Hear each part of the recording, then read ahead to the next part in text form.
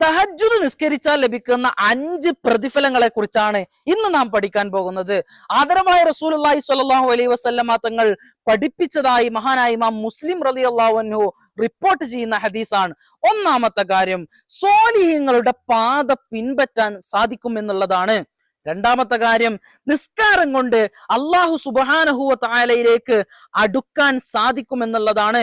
നിസ്കരിച്ചുകൊണ്ട് അള്ളാഹുവിനോട് എല്ലാ പ്രയാസങ്ങളും ഏറ്റുപറയാൻ വേണ്ടി ശ്രമിക്കുക.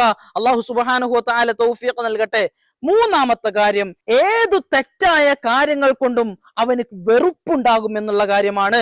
അല്ലാഹു സുബ്ഹാനഹു വ തആല നിസ്കരിക്കാനുള്ള തൗഫീഖ് പ്രദാനം ചെയ്യട്ടെ.